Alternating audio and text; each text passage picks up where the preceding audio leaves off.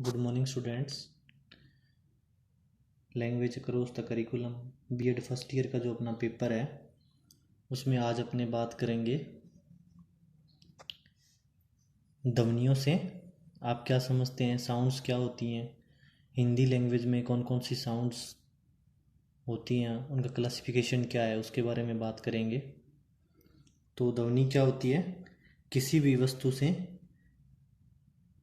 किसी तरह की यदि कोई आवाज़ नहीं होती है जिसे सुना जा सके उसे सामान्यतः ध्वनि कहते हैं। ठीक है, सिंपल जो अपने अगर बात करें तो क्या है, जो किसी वस्तु से कोई आवाज़ निकलती है उसको अपने ध्वनि कहते हैं। जब हम वायु फेफड़ों में ग्रहण करते हैं तो उसे श्वास कहते हैं तथा फेफड़ों से वायु बाहर निकालते हैं तो प्रश्वास कहलाती है। फेफड़ों से निकली यह प्रश्वास वायु अवयवों से रगड़ खाती हुई बाहर आती है तो वायुमंडल में कंपन की लहरें पैदा होती हुई स्रोतों के कानों तक पहुंचती है और श्रोता अपने मस्तिष्क की सहायता से इसका अर्थ समझकर उसी ध्वनि के अनुसार क्रिया करता है। जो अपने जब श्वास लेते हैं इसकी भी एक ध्वनि होती है। अगर किसी की श्वास अपने को सुनाई दे रही है तो अपने उसका अर्थ ये समझते हैं कि अच्छा उसकी सांस जो है उसकी आवाज़ आ रही है। ठीक है, अलग अलग प्रकार की आवाज़ से अपने उसका मीनिंग निकालते हैं कि ये किस तरह की आवाज़ है। वैज्ञानिक दृष्टि से ध्वनि वायुमंडलीय दबाव में परिवर्तन या उतार चढ़ाव का नाम है। यह परिवर्तन वायु कणों के दबाव तथा विरलन के कारण होता है। ठीक है, वायुमंडलीय जो दबाव होता है उसकी वजह से उसमें जो चेंजेस होता है उसकी वजह से ध्वनि है वो उत्पन्न होती है और परिवर्तन वायु कणों के दबाव तथा विरलन के कारण होता है। ठीक है, भोलानाथ तिवारी के अनुसार भाषा में प्रयुक्त ध्वनि ही वह लघुत्तम इकाई है जिसका उच्चारण और श्रोतव्यता की दृष्टि से स्वतंत्र व्यक्तित्व हो। संक्षेप में भाषा प्रयुक्त ध्वनि ही भाषा ध्वनि है। ठीक है, हिंदी भाषा की ध्वनियों का वर्गीकरण ध्वनियों का सबसे अधिक प्रचलित और प्राचीन वर्गीकरण स्वर और व्यंजन के रूप में मिलता है। अगर अपने वर्गीकरण की बात करें तो हिंदी भाषा के जो ध्वनियाँ उनका क्लासिफिकेशन की बात करें तो स्वर और व्यंजन दो प्रकार का है। भारत में स्वर तथा व्यंजन के अंतर के संकेत तो ब्राह्मणों और अरंकों में भी मिलते हैं, किंतु स्पष्ट रूप से सर्वप्रथम कहने का श्रेय महाभाष्यकार पतंजलि को है। वे कहते हैं स्वयं राजंत स्वरा अनवग भवती व्यंजन मिति, अर्थात स्वर स्वतंत्र है, व्यंजन उन पर आधारित है। अतः अब स्वर उन ध्वनियों को कहते हैं जो स्वयं उच्चारित होती हैं। ठीक है, उनकी खुद की एक अपनी ध्वनि होती है। इसके विपरीत व्यंजन उन ध्वनियों को कहते हैं जो स्वर की सहायता से उच्चारित होते हैं। ठीक है, अक्षर एवं वर्ण एक या एक से अधिक स्वर ध्वनियों का वह समूह है जिसका उच्चारण परश्वास के एक झटके में होता है, अक्षर कहलाता है। अक्षर का उच्चारण स्वतंत्रता से होता है, यथा ब, स, य आदि। एक अक्षर में व्यंजन अनेक हो सकते हैं किंतु स्वर एक ही होता है। स्वर और स्वर से युक्त व्यंजन अक्षर कहलाता है। शुद्ध व्यंजन यथा क, प, ट, त आदि वर्ण कहलाते हैं। जो व्यंजन होते हैं उनको अपने जो बिना स्वर के हों तो उसको क्या बोलते हैं? अपने व्यंजन।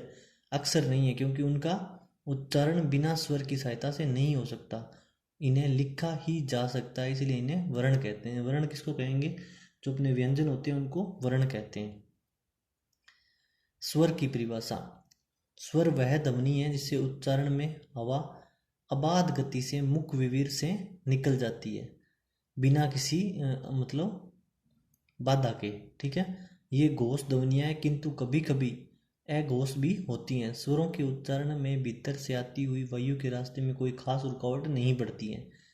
मुख विवीर में हवा गूंजती हुई बिना अवरोध के बाहर निकलती है, उसको क्या बोलते हैं? स्वर। हिंदी भाषा में स्वरों की संख्या 11 है। ठीक है, इसमें ए, आ, ई, बड़ी ई, ऊ, बड़ा ऊ, ए ऐनक, ओ औंकली, ओ औरत, री ऋषि। ठीक है, इनमें मुख्य स्वर तो 4 ही हैं जिन्हें हर्षव कहते हैं, ठीक है। यथा इसमें क्या आता है, हर्षव जो होते हैं ए, ई, उ और री। दीर्घ स्वर 3 है, आ, बड़ी ई और बड़ा ऊ, तथा 4 संधि स्वर हैं। ये हैं आपके ए एडी, ए एनक, ओ ओंकली और ओ औरत, ठीक है। ये 4 संधि स्वर हैं। स्वरों का वर्गीकरण, अब जो अलग अलग वर्गीकरण दिया हुआ है स्वरों के बारे में, उसमें पहला जो है बाह्य प्रयत्न की दृष्टि से। बाह्य प्रयत्न में मात्राओं की दृष्टि से स्वरों के 3 भेद किए जा सकते हैं, ठीक है, मात्रा के आधार पे।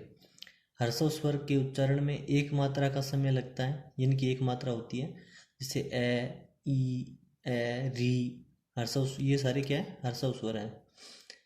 दीर्घ स्वर के उच्चारण में 2 मात्राओं का समय लगता है, जैसे आ, ई, बड़ी ई, बड़ा ओ औरत, दीर्घ स्वर, ये दीर्घ स्वर है। पुलुत स्वर में 3 मात्राओं का समय लगता है, इसका प्रयोग दूर से पुकारने के लिए किया जाता है, यथा ओम, ठीक है। सेकंड जो टाइप है अनियंतर प्रयत्न की दृष्टि से, इसमें अगर पहला टाइप की बात करें तो अगर, मध्य और पश्च स्वर के उच्चारण में जीव का जो भाग वहवर्त होता है, उसके आधार पर स्वरों के प्रमुख ए, मध्य, पश्च, ये 3 वर्ग बनते हैं। अगर स्वर जो है छोटी ई, बड़ी ई, ए एडी, ए एनक, मध्य स्वर जो है ए और आ, पश्च स्वर जो है ऊ,